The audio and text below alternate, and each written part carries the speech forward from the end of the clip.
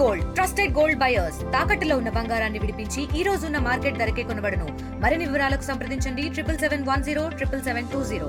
కృత్రిమ కళ్ళుకు అడ్డాగా మారింది ఉమ్మడి నిజామాబాద్ జిల్లా. ఉమ్మడి నిజామాబాద్ జిల్లాలో ఏ గ్రామంలో కదిలించిన కృత్రిమ కళ్ళు తయారు చేస్తున్న పరిస్థితి నెలకొంది. మన నిజామాబాద్ జిల్లాలోని డిచ్పల్లి సమీపంలో గల కమలాపూర్ గ్రామంలో ఉన్నాం. ఈ కమలాపూర్ గ్రామంలో చూడవచ్చు, ఇక్కడ మనం కళ్ళు డిపో వద్ద ఉన్నాం. వీళ్ళు ఇక్కడే కళ్ళును తయారు చేసి ఇక్కడే అమ్ముతామని చెప్తున్నారు. సీసాలన్నీ కూడా ఇక్కడే శుభ్రంగా చేస్తున్న పరిస్థితి నెలకొంది.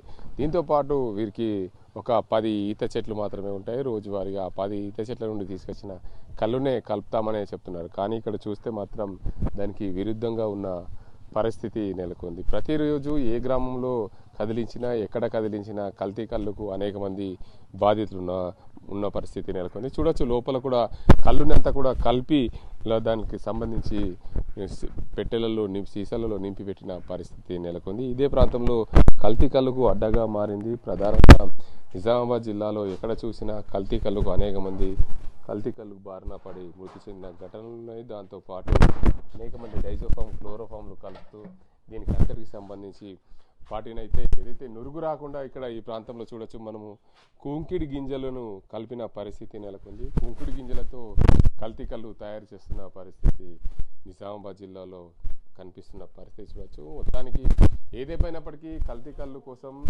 కొంతమంది వ్యాపారం చేస్తున్న పరిస్థితిని రోజు ఈ కల్తీ కళ్ళు తాగి అనేక మంది మృత్యువ్యాధి పడుతున్న పరిస్థితి. హైదరాబాద్ తరహా లాంటి దాంట్లో నీరా సెంటర్లు ఏర్పాటు చేసింది గత ప్రభుత్వము. కానీ ఆ నీరా సెంటర్లో కూడా కల్తీ కళ్ళు కృత్రిమ కళ్ళు తయారు చేసి అమ్ముతున్న పరిస్థితికి సంబంధించి ఏదో ప్రాంతంలో ఏదో రోజు ఏదో ఘటన జరుగుతుంది. కల్తీ కళ్ళు అనేక మంది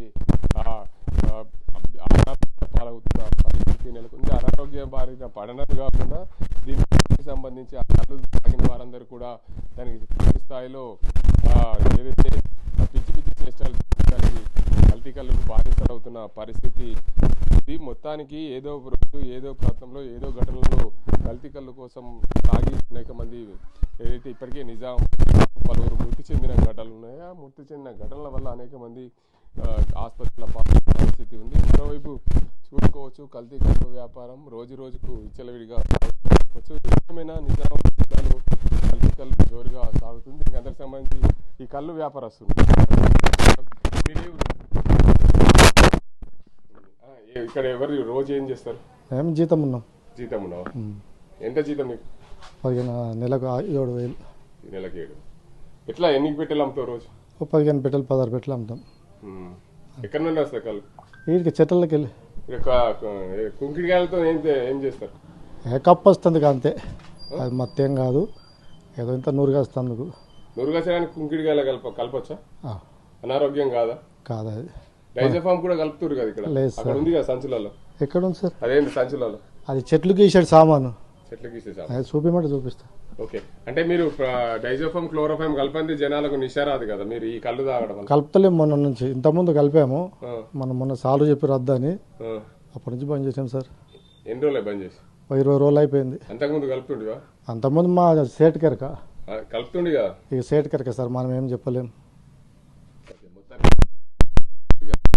ప్రాంతంలో అయితే గతంలో మేము మత్తు మందు కలిపే వాళ్ళం. ఇప్పుడు అధికారులు చెప్పడం వల్ల గత 10-15 రోజుల నుండి కలపడం మానేసామని చెప్తున్నారు. ఏదేమైనప్పటికీ అలవాటు పడ్డ ప్రాణం ఆ ప్రజల్ని ఎట్లాగూ ఆ మత్తు వైపే మరలిస్తుంది కాబట్టి ఖచ్చితంగా వారు చెప్పేది ఒకటి చేసేది ఒకటి అన్న పరిస్థితి చందంగా తయారైంది. నిజామాబాద్ జిల్లాలో ఈ కళ్ళు కృత్రిమ కళ్ళు తయారు చేయడం ఆనవాయితీగా వస్తుంది. గత కొన్ని రోజులుగా అనేక మంది మృత్యువాత పడ్డ పరిస్థితి ఉంది. అనేక మంది ఆసుపత్రిలో చికిత్స పొందుతున్న పరిస్థితులు నెలకొన్నాయి.